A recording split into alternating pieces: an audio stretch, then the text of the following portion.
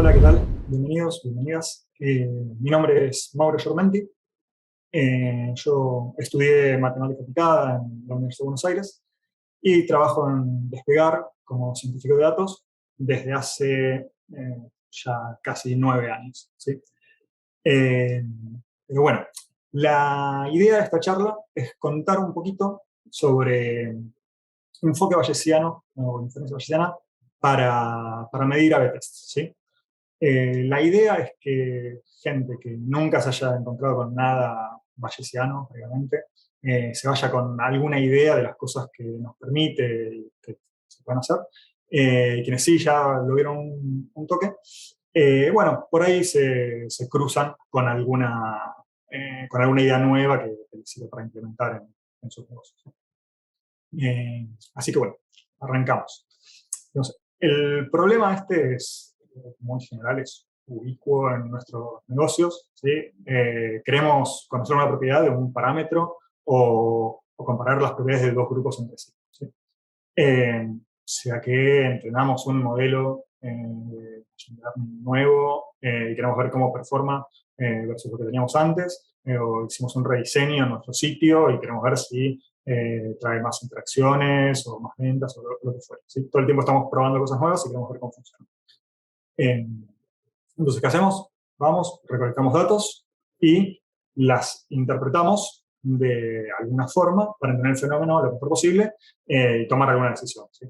Mira, como lo nuevo, viejo, esto funcionó, esto no. Entonces, la idea es arrancar con algo muy básico, pero también muy común, que es, bueno, imaginen que lo que queremos estimar es un ratio de conversión, ¿sí? Un ratio de conversión tita de nuestro sitio o de un producto que vendemos en nuestro sitio, ¿sí? Eh, ¿qué, ¿Qué hicimos? Recolectamos datos, como decíamos, pasaron 1000 usuarios, después 100 nos compraron. Y nosotros nos preguntamos, bueno, ¿qué puedo saber sobre el verdadero ratio de conversión que guía este fenómeno? Un primer nivel sería decir, bueno, me compraron 100, pasaron 1000, entonces 10%, ¿sí? Este es, 10% es el estimador de máxima verosimilitud, así que estamos en la dirección correcta.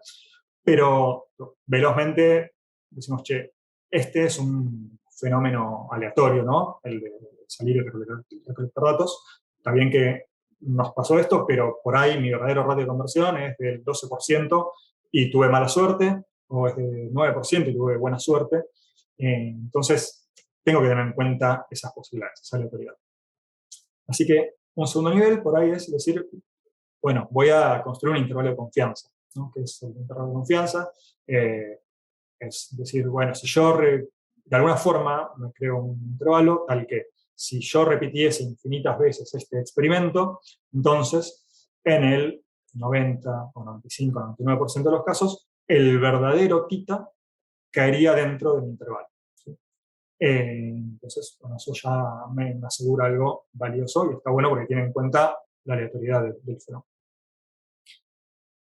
Lo que vamos a ver hoy tiene más que ver con un nivel C, digo, en vez de 3, porque no quiero decir que sea superior, digamos, es simplemente otro enfoque, que tiene que ver con pensar en nuestro tita como una distribución, ¿no? Ya no me interesa un tita verdadero que quiero conocer o que quiero capturar, sino que me pregunto, bueno, yo, de todos los titas que son posibles, ¿qué creo de cada uno? ¿Sí?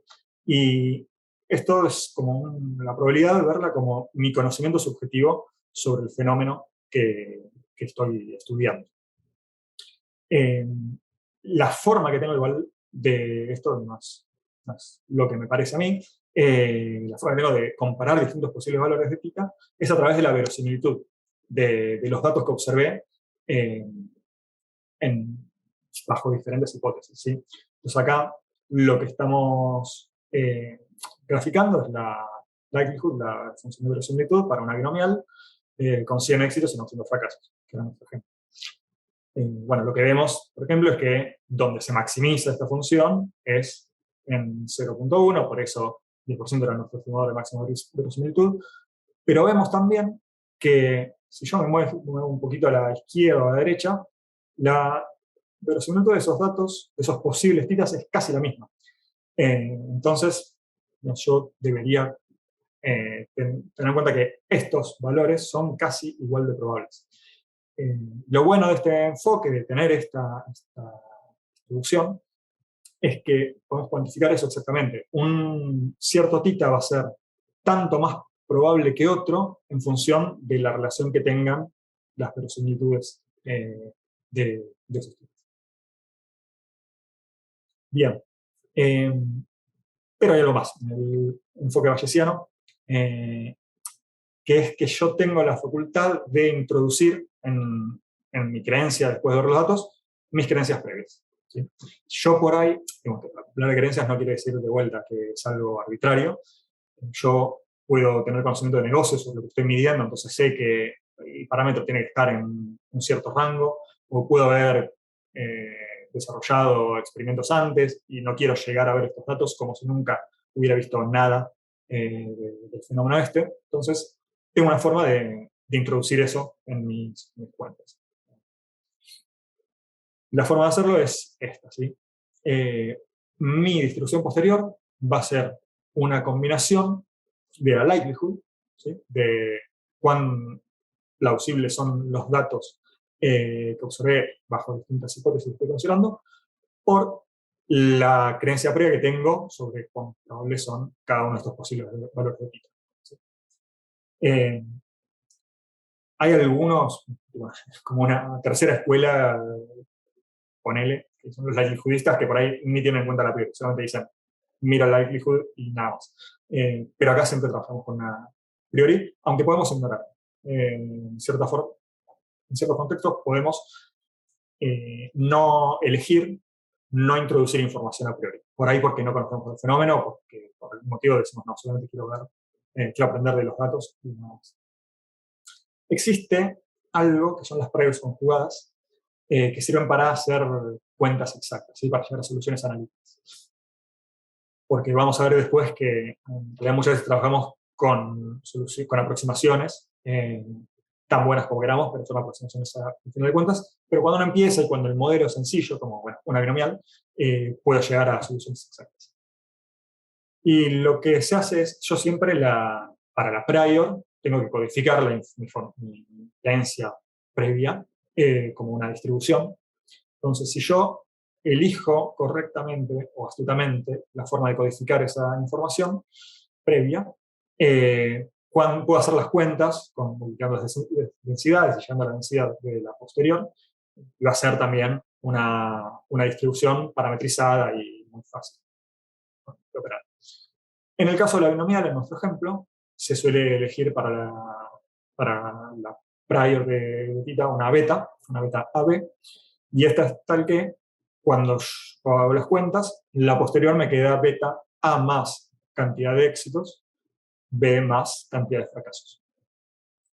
Y acá es lo que decía, bien, si yo no quiero meter información previa, puedo decir, bueno, mi prior es una beta 00, que no está definida, es una pseudo distribución, pero sirve para hacer las cuentas y si llevo una distribución en la posterior. Y de esta forma no introduje información extra. Acá estoy graficando lo que sería la densidad de la beta 100-900, o sea, sin haber metido información previa. Y si recuerdan, es exactamente la misma forma que tenía la likelihood. Bueno, esto tiene sentido porque si digo que no tengo en cuenta la prior, entonces la posterior está dada directamente por la likelihood. Bueno, ya esto es algo que se puede usar. Ya saben que pueden usar una prior no informativa y con una beta cantidad de éxitos, cantidad de fracasos, ya tienen la posterior del experimento, de la binomial sobre la que están queriendo hacer conferencia. ¿Por qué está bueno tener esta distribución? Bueno, por ejemplo, yo pienso como que tiene todos los intervalos de confianza en un solo lugar. Está bien, el intervalo de confianza lo que hace, lo hace muy bien, pero digamos, algo que me molesta, por ejemplo, es que una vez que tengo el intervalo, pierdo noción de lo que pasa ahí adentro, como uniforme, el tita dentro del intervalo. Y yo en realidad sé que es más verosímil un tita del 10% que uno del 11%. Y eso el intervalo no me lo da. La distribución sí. Si aún así yo quiero generar un intervalo, puedo hacerlo. Existe el High Posterior Density Interval, que es básicamente el intervalo más chico que contiene un cierto porcentaje de la probabilidad del área bajo la curva. Y puedo calcular el HPI para el 90%, 95%, 99%, y si se fijan, coincide exactamente con los intervalos de confianza que habíamos visto antes. Coincide en este caso porque el intervalo de confianza acá ya convergió a una normal y tuve un n suficientemente grande. Si el n fuera más chico, por ahí estas dos cosas no coincidirían, pero eso es un punto más a favor de la posterior con la beta, porque ya con poquitos casos puedo tener una noción de algunos valores que son más probables que otros, mientras que para un intervalo de confianza esto todavía no me convergió. Entonces, bueno, necesitaría otro método, otra forma de calcular intervalos que sea más generosa. Bueno, ya pasando 10 minutos de charla, llegamos a comparar dos muestras de densidad, hacer una vez. Pues ahora, digamos que estoy comparando dos grupos, recolecté los datos y quiero ver si en este caso tratamiento tuvo 120 conversiones, control tuvo solamente 100, genial, tratamiento ganó, pero me pregunto, che, ¿cuán seguro puede estar que el tratamiento es mejor y no es pura chance que hizo que gane esto? O sea, es significativo mi resultado. Bien, lo que vamos a hacer, podría ser test de hipótesis, de valor, etcétera, pero en el enfoque bayesiano, acá lo que propongo es que calculemos la posterior de cada grupo por separado. Esto lo podemos hacer con las betas que vimos recién. Entonces tenemos la beta 100, 1900 para el control, hacemos lo mismo para el tratamiento, y ya tenemos la estimación de las dos densidades posteriores de los dos grupos. Vemos que en general consideramos que los titas de los símiles para tratamiento son mayores que los símiles para control, pero existe la posibilidad de que el verdadero tita de tratamiento esté por acá y el de control esté por acá y el de tratamiento por acá. Nosotros nos preguntamos, che, ¿cuán probable es ese escenario? Entonces, no lo veo con cada densidad por separado, me interesa la distribución de la resta de las dos muestras. Se podría hacer la cuenta analíticamente porque son dos betas, y saco papel y lápiz, empiezo a operar y llego al resultado, está la cuantización en un lado, pero lo que propongo es algo más sencillo y generalizable, que es hacer simulaciones. ¿Sí? Como yo tengo la distribución de cada una de las dos muestras, puedo elegir un m para un entero también cualquiera y samplear de las muestras. Si tomo, por ejemplo, 10.000 muestras de la densidad del control y la densidad del tratamiento. ¿Sí? Ahora lo que tengo son dos vectores de 10.000 elementos, donde cada elemento es un posible valor de tita, y ese elemento aparece en una proporción tan grande como probable considero a ese caso.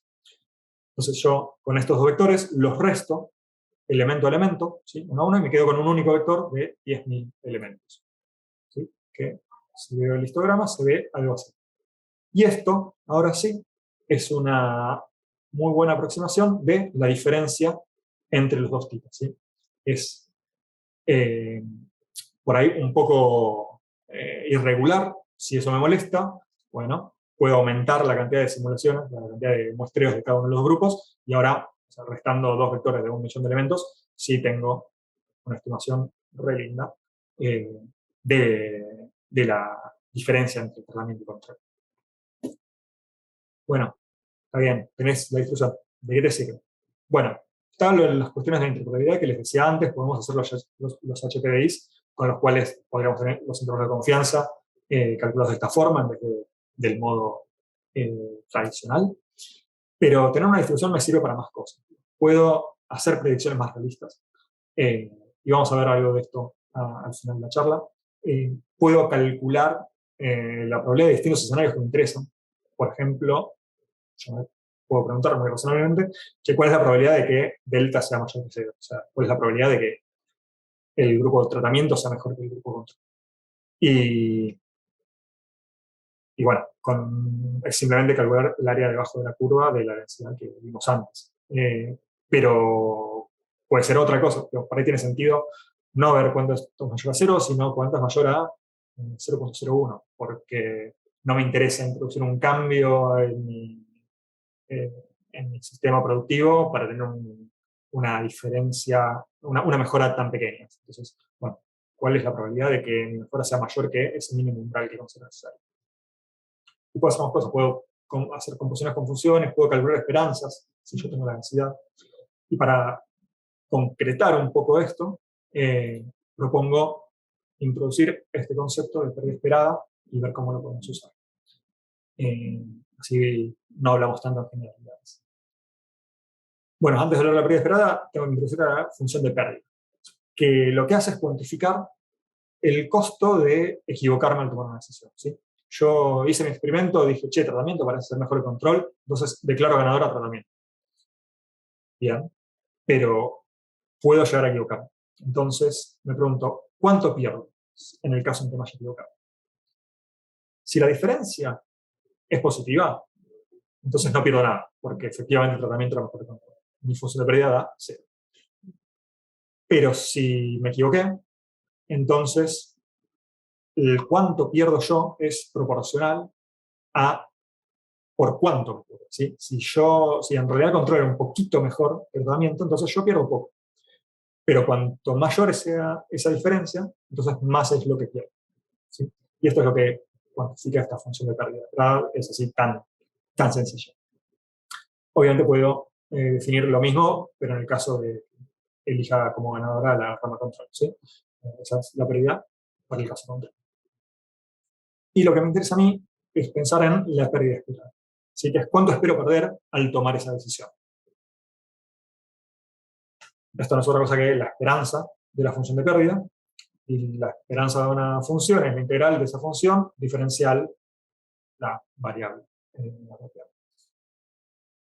Entonces, esto yo ya lo puedo calcular, porque la pérdida, la función de pérdida de tratamiento es esta cosa que definimos previamente, e integrar diferencial delta es otra cosa que pesar cada posible valor de delta por cuán probable es eso, ¿sí? Es multiplicar acá por la densidad de delta. Y eso es lo que estimamos previamente, cuando veíamos el histograma S. Entonces ya con ese sampleo de la posterior, puedo aproximar a la pérdida esperada. ¿Sí? Así, mezclando estas dos cosas. Para nuestro ejemplo, la pérdida esperada del tratamiento es de esto, que son 0,02 puntos porcentuales, y obviamente la pérdida esperada del control, que es cuando la evidencia me dice, che, control es peor, es de 1 punto porcentual. ¿Sí? Entonces, sí, tengo las pérdidas para los dos escenarios posibles. ¿De qué me sirve? ¿Para qué puedo usar la pérdida esperada? Bueno, lo primero es lo que adelantaba recién. ¿Sí? Me puede servir la pérdida esperada como una alternativa para seleccionar la rama ganadora. Por ahí estamos más acostumbrados a hacernos una pregunta en función de cuán probable es equivocar. ¿Sí? Cuando uso al p-valor como criterio de decisión, o si tomo una decisión en función de cuál es la probabilidad de que delta sea mayor de 0, como vimos antes, me estoy preguntando, bueno, cuál es el área debajo de la curva que queda a la derecha de 0. Pero muchas veces tiene más sentido de negocio preguntarme cuál es el costo de equivocarme. ¿Sí? Porque por ahí hay un área debajo de la curva no despreciable eh, a la izquierda del 0, pero está muy pegada a 0. Entonces, está bien, esos valores pueden llegar a ocurrir, pero si pasa eso, no me importa. Porque está bien, por ahí pongo un modelo que es un poquito peor, pero es básicamente lo mismo. Entonces, tiene sentido para mí arriesgarme y decir, no, bueno, cambio mi modelo. ¿Sí? Y en función de este distinto criterio para tomar una decisión, también puedo pensar en otros criterios de diseño de experimento, ¿sí? Otros criterios de parada en la recolección de datos. ¿Qué puedo hacer? O mejor dicho, ¿qué es ¿A qué estamos acostumbrados a hacer cuando diseñamos un experimento? Decimos, bueno, voy a hacer un test de hipótesis, quiero tener este nivel de test, tengo que pensar durante cuánto tiempo tengo que dejar correr ese test. Y para eso, ok, hago un análisis de potencias. Pienso, quiero una potencia del 80%, por ejemplo, y ahí digo, si yo quiero detectar un efecto que creo que puede andar en tanto, entonces hago ciertas cuentas y llego a un cierto N, ¿no? Bueno, tengo que correr un mes y medio de test para llegar a juntar un N de este tipo. Y lo que me pasa a mí, muy seguido, es que por ahí es muy difícil en la práctica, a veces, estimar ese efecto. Porque yo tal vez entrené un modelo nuevo, lo voy a probar ahora, y en principio no sé si la va a romper y voy a duplicar mis conversiones, o es una mejora incremental muy pequeña, que por lo tanto me va a costar mucho más detectar. También, bueno, a veces puedo plantear este análisis de potencia en función de lo mínimo que me interesa detectar.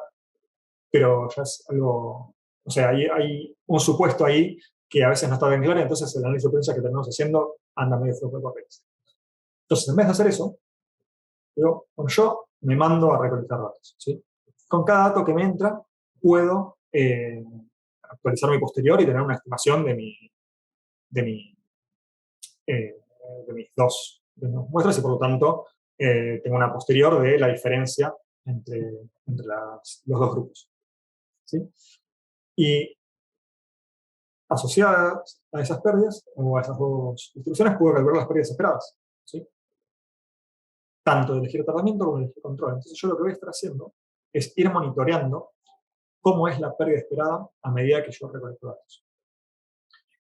Y lo que tendría sentido de diseño experimental es a priori tener una noción de, bueno, mi umbral va a estar por acá. Si la pérdida esperada llega a ser menor a tanto para algunos de los grupos, listo. No lo considero suficiente para tomar una decisión, termino el experimento ahí y dejo de recolectar datos cuando ya estoy satisfecho.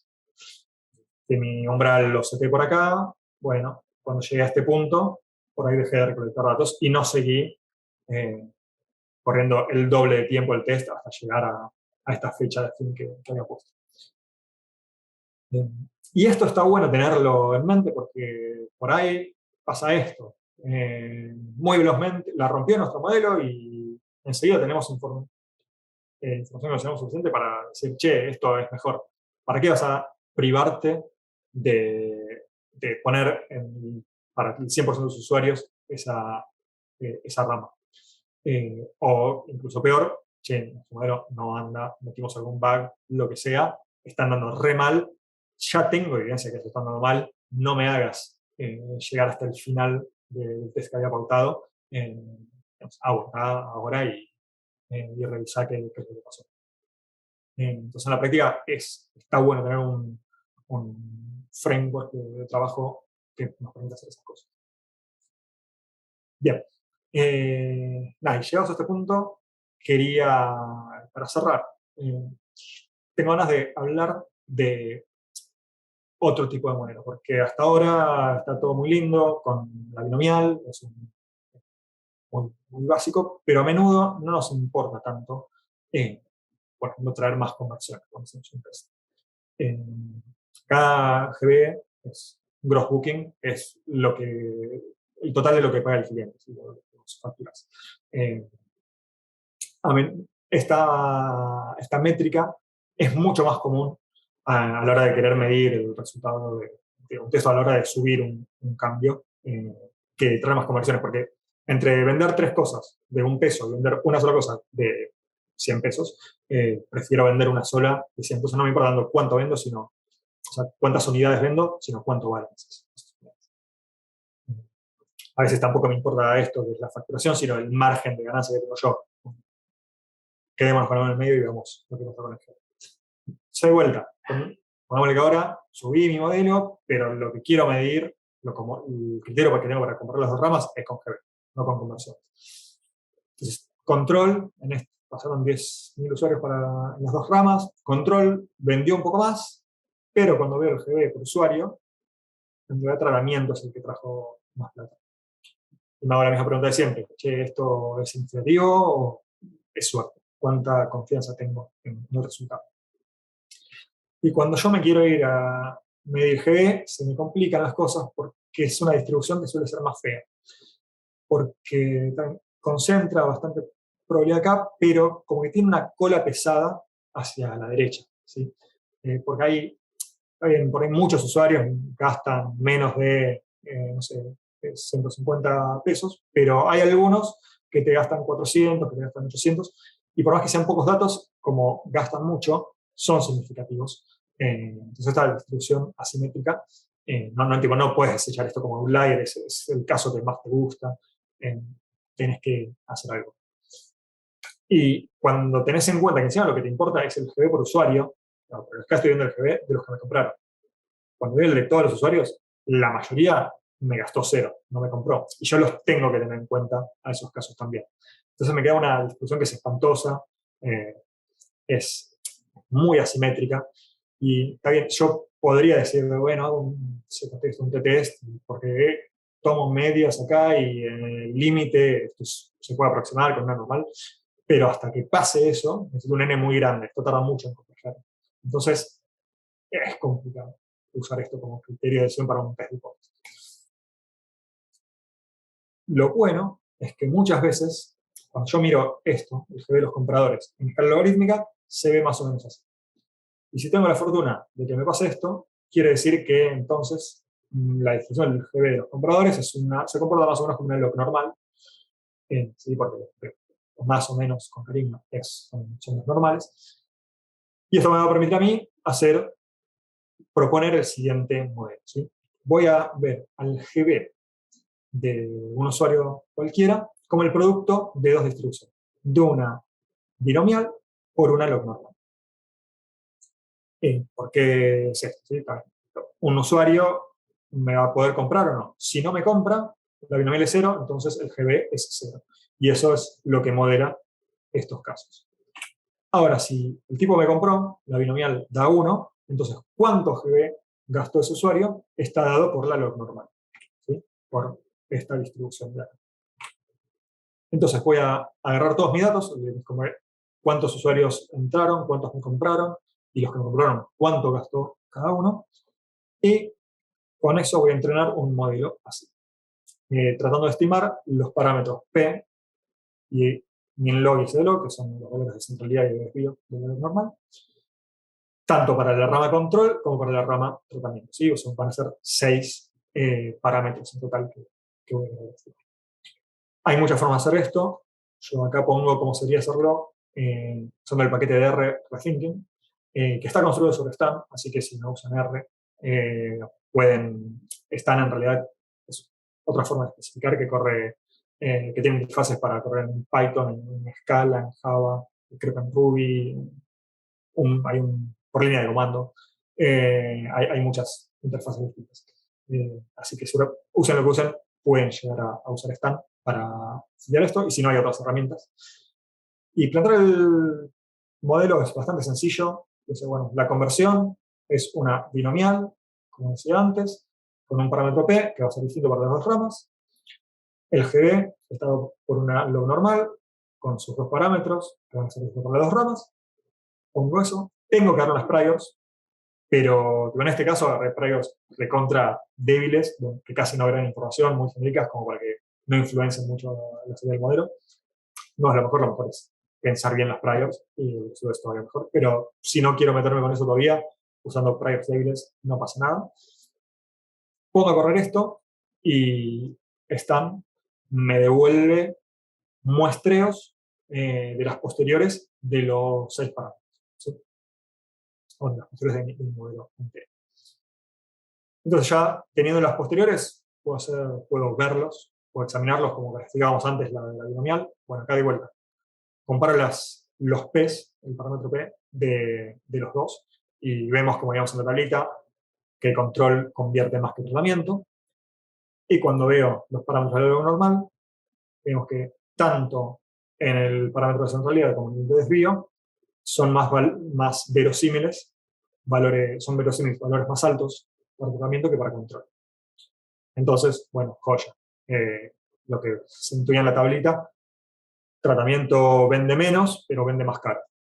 Mi pregunta no es por los parámetros, es tipo, después, cuando me entran los usuarios, ¿cuál vende más? Digamos, en el trade-off entre vender más cosas o vender cosas más caras. ¿Qué rama gana? Bien. Lo que puedo hacer ahí, entonces, es con mi sampleo, que me devolvió Stan, de las posteriores, tengo, ese sampleo son distintos valores que son verosímiles para cada uno de esos parámetros y que están pesados en función de cuán verosímiles son unos respecto a los otros, cuánto más verosímiles son unos respecto a los otros. Bueno, puede ser, para cada uno de esos escenarios posibles, voy a simular que los próximos 1000 usuarios, o de usuarios que entren en mi página, ¿sí?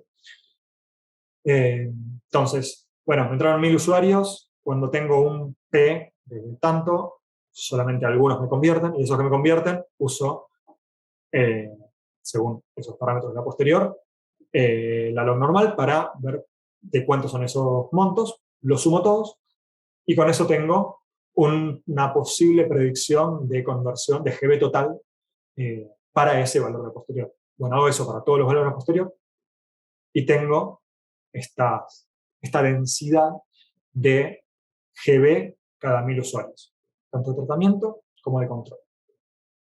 Vemos que acá tiene más probabilidad de tratamiento, pero también hay superposición, entonces no me interesa solamente esto, me interesa ver la resta de los dos, entonces, bueno, resto en predicciones elemento a elemento, y ahora sí tengo una densidad de la diferencia. Fíjense, es básicamente lo que hicimos antes. ¿Y qué puedo hacer con la densidad de la diferencia de tratamiento de control? Lo que quiera. Por ejemplo, calcular las pérdidas esperadas. Entonces acá tenemos, mira, la pérdida esperada de tratamiento es tanto, la de control es tanto. Ahora me toca tomar una decisión. Che, ¿me parece suficiente para dar un tratamiento? Posiblemente no, entonces puedo decir, bueno, sigo recolectando datos para mejorar estas estimaciones y por ahí llegar a un caso donde la pérdida esperada sea más chica. Lo que quiero recalcar de esto es que, está bien, el modelo es más complicado, en vez de ser solamente una lineal, es un producto de dos cosas, hay que usar una herramienta un poco más sofisticada, como están, para llegar a una muestra posterior, pero una vez que tengo eso, ya puedo usar las mismas técnicas, sea cual sea mi caso. Como una vez que nos familiarizamos con estas técnicas, las podemos aplicar a una variedad bastante grande de problemas con los que nos podemos encontrar en nuestro día a día. Y bueno, esto es sobre todo lo que quería contar. Dejo acá un par de comentarios para condensarlos en algún lado, en puntos más salientes que me interesa recordar. Esto que la distribución pesa distintos posibles valores para nuestros parámetros en función de su plausibilidad, de cuanto más verosímiles son unos de los otros. Y esto está bueno porque es más interpretable, digamos, ver esa campanita, porque ya me da una noción muy, muy grande de cómo se comparan las posibilidades, y es versátil, puedo hacer un montón de cosas con eso. Por ejemplo, la pérdida esperada, que me permite tomar decisiones de forma distinta o recolectar datos de forma distinta. Que siempre, si se fijan, terminamos trabajando con nosotros la posterior. Está la posibilidad de hacer las cuentas exactas. A veces está bueno cuando tenemos que hacer muchas estimaciones, nos cuesta tiempo de cómputo, entonces, bueno, tener algo exacto está bueno, pero si no, con herramientas como están, tenemos una posterior y con es ya por ahí un poquito más de tiempo, fitear el modelo con una herramienta así. Pero una vez que tengo la posterior, puedo contestar cualquier pregunta que se me ocurra. O, bueno, por lo menos muchas preguntas que tienen sentido, que está bueno contestar.